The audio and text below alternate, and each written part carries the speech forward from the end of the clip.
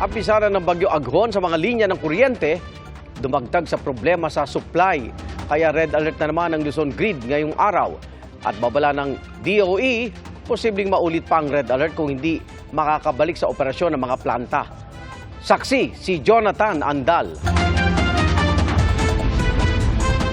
Sa kasagsagan ng hagupit ng Bagyong Aghon sa Legazpi City, Albay, nabuwal ang punong ito at bumagsak sa dumaraang tricycle. Sugatan ng driver at 3 menor de edad na sakay nito.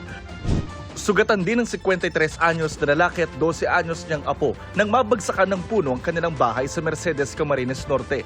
Ayon sa MDRRMO Mercedes, itinumba ng nagdaang buhawi ang puno. Wala namang nasaktan nang mabagsakan ng puno ang isa pang bahay sa Masbate City.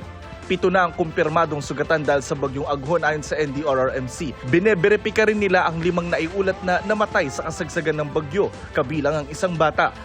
Lumubog naman ang isang pampasaherong bangka sa Masbate. Ayon sa Masbate PDRMO, wala pang storm signal at travel advisory ang Philippine Coast Guard nang bumiyahe ang bangka. Pero inabutan sila ng masamang panahon sa gitna ng dagat. Nailigtas ang 42 sakay nito. Nitong weekend, stranded ang mahigit 1,400 pasahero sa 8 pantalan sa Bicol Region. Pero simula kahapon, pinayagan ng bumiyahe ang ilang roro sa Albay, Catanduanes at Sorsogon. Sa gitna ng malakas na ulan, gumuho ang lupa sa bahagi ng Detour Bridge sa Panganiban, Catanduanes. Habang sa Bakakay, Albay, nagkaroon ng pagbaha na may kasamang bato at putik. Nagka-mudslide din sa Tikitik section ng Buntok Baguio Road. Hinagupit din ng malakas na ulan at hangin ang Marcos, Ilocos Norte. Naputol ang ilang punot na bagsakan ng isang bahay. Nilipad din ang bubong ng pugon na ito. Wala namang nasaktan. Binaha naman ang ilang kalsada sa Baler, Aurora. Sa dagat, matataas ang mga alon na sinamantala ng ilang surfer. Hindi rin nagpatinag ang ilang turista.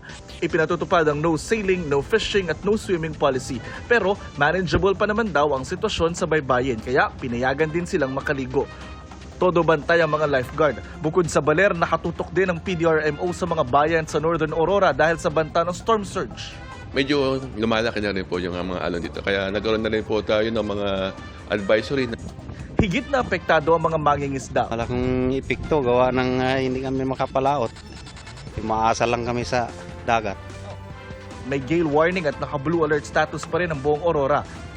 Sa gitna ng pinsala sa iba't ibang lugar, namahagi na ng tulong ang gobyerno na mahigit 1,000,000 piso ayon sa post ni Pangulong Bongbong Marcos. Nagdulot din ng bagyo ng brownout na nararanasan pa rin sa ilang lugar tulad sa bahagi ng Laguna.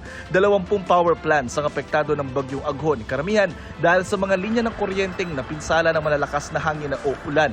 Pero dahil may mga dati nang di gumagana, 34 lahat ang mga di nagsusupply ng kuryente. It won't cause substantial decrease in available power supply in the grid at a time when the hydro power plants have not yet recovered from their low water supply. Kaya naman may red alert pa sa Luzon Grid hanggang alas 10 ng gabi na susundan ng yellow alert hanggang hating gabi. Pinagtitipid muna ang lahat ng kuryente. Pag di sila nakabalik, may red alert tayo next. Parang makakabalik naman siya kasi the plants are okay. It's more of the lines coming in naman ang nagiging issue. But rest assured, everyone is working on this. Para sa GMA Integrated News, ako si Jonathan Andal, ang inyong saksi.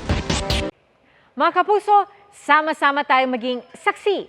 Mag-subscribe sa GMA Integrated News sa YouTube at para sa mga kapuso abroad, samahan niyo kami sa GMA Pinoy TV at sa www.gmanews.tv.